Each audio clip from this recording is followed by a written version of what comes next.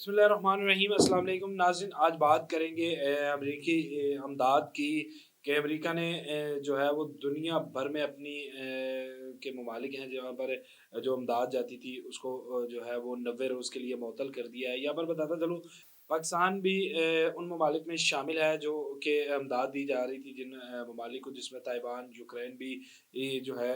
یہ ممالک شامل تھے، تو اس کو جو ہے 90 روز کے لیے معطل کر دیا گیا ہے اور اس کے مراسلے جو ہے وہ جاری کر دیے گئے ہیں۔ امریکی محکمہ خارجہ کی جانب سے جو ہے اس کی تصدیق بھی کر دی گئی ہے۔ یہاں پر بتاتا چلو کہ زراعت کا شعبہ اور دوسرے ایسے منصوبے، تقریباً 5 منصوبے پاکستان کے جو کہ امریکی امداد کے اوپر تھے، وہ بند ہونے سے وہ متاثر ہوں گے اور تاخیر کا بھی شکار ہوں گے۔ یہ اقدامات جو ہے وہ صدر ڈونلڈ ٹرمپ نے کیے ہیں۔ یہاں پر جب سے ڈونلڈ ٹرمپ نے حلف اٹھایا، حلف کے دوران ہی انہوں نے جب صدارت کا حلف اٹھایا تھا تو اس وقت ہی انہوں نے اعلان کر دیا تھا کہ سب سے پہلے جو ہے وہ امریکہ کی عوام کی جو توقعات ہیں ان کے مطابق جو ہیں وہ فیصلے کیے جائیں گے، اور اس کے ساتھ ساتھ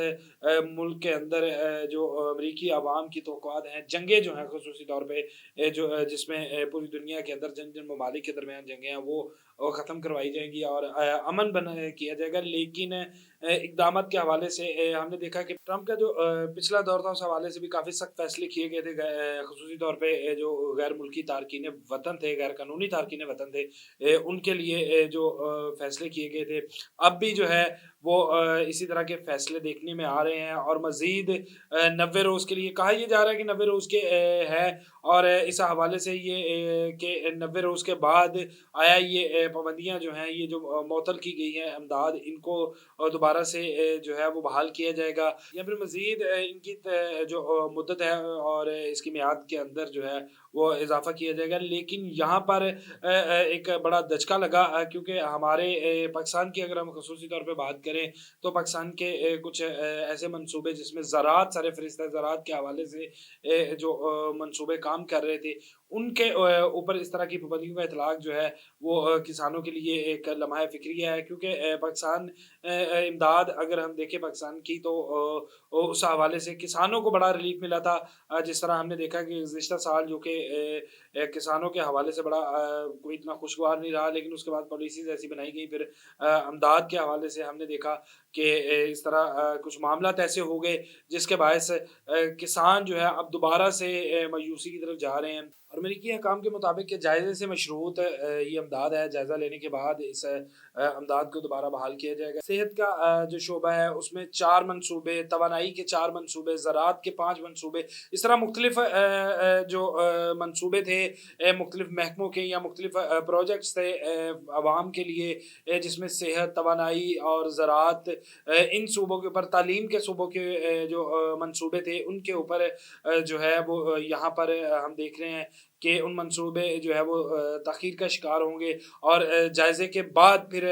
حالات کیا بنتے ہیں، جائزے کے بعد رپورٹ کیا تیار ہوتی ہے پاکستان کی کہ یہ امداد جو امریکہ کی جانب سے پاکستان کو دی جا رہی تھی، یہ امداد آیا جن پروگرامز کے لیے جو ہے وہ دی جا رہی تھی، کیا انہیں پر خرچ ہو رہے ہیں یا پھر یہ امداد جو ہے کسی اور جگہ پہ خرچ ہو رہی ہے یا یہ امداد کا صحیح استعمال نہیں کیا جا رہا۔ تو اس حوالے سے جائزہ رپورٹ جو ہے وہ مانگی گئی ہے۔ اس کے بعد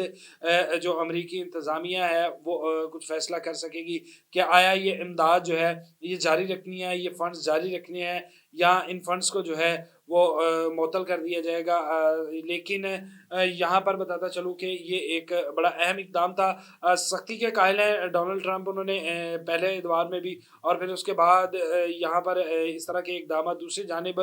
جو سیاسی ناقدین ہیں ان کے مطابق کہ یہ ایک اقدام ٹرمپ کا تھا، اور یہ نہ صرف پاکستان کے لیے بلکہ پوری دنیا کے لیے، جس میں اردن، تائیوان، یوکرائن کی، کیونکہ یوکرائن کو اگر دیکھا جائے تو حالات ذرا وہاں پر کشیدہ ہیں، اور روس کی ایک ان کے اوپر یلغار بھی ہے۔ لیکن اس کے ساتھ ساتھ ٹرمپ جو تھے انہوں نے حلف والے دن ہی اعلان کیا تھا کہ وہ روس اور یوکرائن کے درمیان جو ہے وہ جنگ بندی کی بات کریں گے، روسی صدر سے بات کریں گے کہ اس معاملے کو جو ہے وہ ختم کیا جائے۔ لیکن یوکرائن کے اوپر یہ تمام مسائل جو ہیں وہ نیٹو میں شامل ہونے کے بعد جو ہے وہ پیش آئے، لیکن اس کے بعد امداد بند کر دینا، جس سے یوکرائنی انتظامیہ کے ساتھ ساتھ عوام بھی جو ہے وہ اس وقت شدید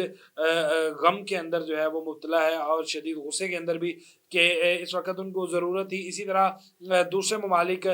जिनमें पाकिस्तान, क्योंकि हमारे कुछ मंसूबे, हमारे कुछ ऐसे इक़दामात जो हैं वो अमरीकी इमदाद के साथ ही चलते हैं, जिसमें सेहत का शोबा अगर हम लें तो उसमें अगर इस तरह की इमदाद को मुअत्तल कर दिया गया तो यकीनी तौर पे एक तूफ़ान आएगा जिसमें मुश्किलात का सामना भी करना पड़ेगा आवाम को ख़ुसूसी तौर पे, क्योंकि अगर सेहत की बात करें तो आम आदमी के लिए कुछ चीज़ें जो थी आसानी से मुयस्सर थी इस इमदाद की वजह से, इस फ़ंड की वजह से।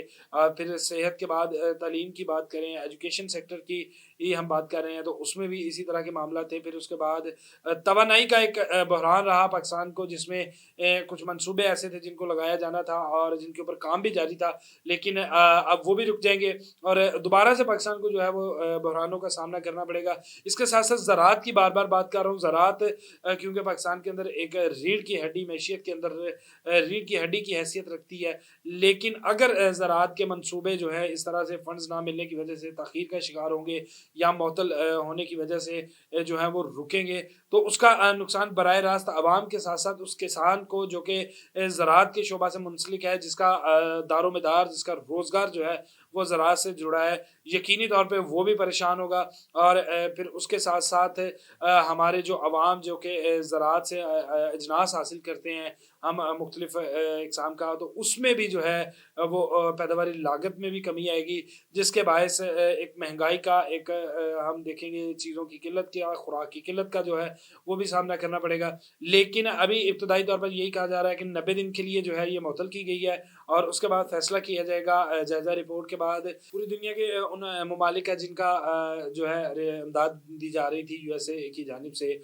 और जो प्रोग्राम्स थे इनके ताउन से, उसके बाद फिर रफ्ता-रफ्ता ये तमाम पाबंदियाँ जो हैं वो ख़त्म होंगी। लेकिन मशरूत ये है कि जायज़ा रिपोर्ट के बाद जो फ़ैसला किया जाएगा उसके बाद फिर देखा जाएगा कि ये इमदाद जो है वो जारी रहेगी या फिर ये प्रोग्राम जो है वहीं पर मुअत्तल हो जाएगी और उसके बाद नई मुश्किलात का जो सामना है वो करना पड़ेगा। इसके साथ ही मुझे दीजिए इजाज़त, अल्लाह नेगहबान।